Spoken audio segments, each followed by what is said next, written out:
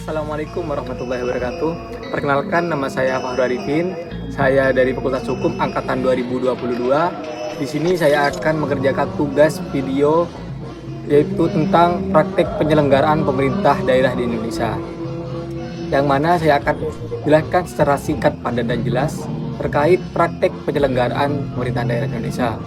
Yang mana telah mengalami perubahan signifikan sejak berlakunya kebijakan otonomi daerah melalui Undang-Undang Nomor 22 Tahun 1999 yang kemudian digantikan oleh Undang-Undang Nomor 23 Tahun 2014. Otonomi daerah sendiri memberikan kewenangan yang lebih luas kepada pemerintah daerah untuk mengelola urusan pemerintahan dan pelayanan publik secara mandiri, sesuai dengan potensi dan kebutuhan daerah masing-masing. Tujuan utama dari kebijakan ini adalah untuk meningkatkan efisiensi dan efektivitas pelayanan publik, serta mempercepat pembangunan daerah. Dalam praktik penyelenggaraan pemerintahan daerah, pemberdayaan masyarakat menjadi salah satu aspek penting yang harus diperhatikan oleh pemerintah. Pemberdayaan masyarakat ini diharapkan dapat meningkatkan partisipasi warga dalam proses pengambilan keputusan, pengawasan, dan pelaksanaan program-program pemerintah. Dengan demikian, masyarakat dapat turut serta dalam menentukan arah pembangunan daerah dan memastikan bahwa kebijakan yang diambil sesuai dengan kebutuhan mereka.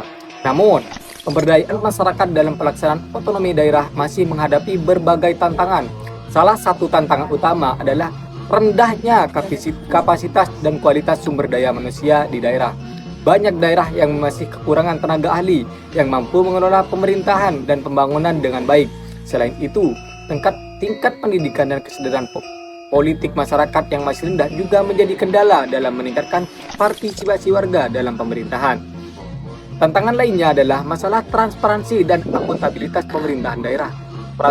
Praktik korupsi, kolusi, nepotisme masih sering terjadi di berbagai daerah yang menghambat upaya pemberdayaan masyarakat dan pelaksanaan program pembangunan.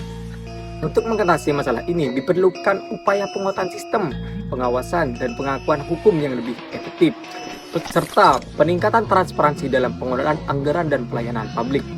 Selain itu, ketimpangan pembangunan antar daerah juga menjadi tantangan besar dalam pelaksanaan otonomi daerah. Beberapa daerah utama di kawasan timur Indonesia masih tertinggal dalam hal infrastruktur, akses pendidikan, dan layanan kesehatan dibandingkan dengan daerah-daerah di Pulau Jawa dan Sumatera.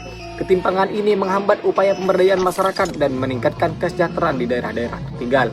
Untuk mengatasi hal tersebut, tantangan-tantangan tersebut diperlukan komitmen dan kerjasama dari berbagai pihak, baik pemerintah pusat maupun pemerintah daerah, serta partisipasi aktif dari masyarakat. Pemerintah pusat memberikan dukungan yang lebih besar dalam bentuk pendanaan, pelatihan, dan pendampingan teknis kepada pemerintah daerah.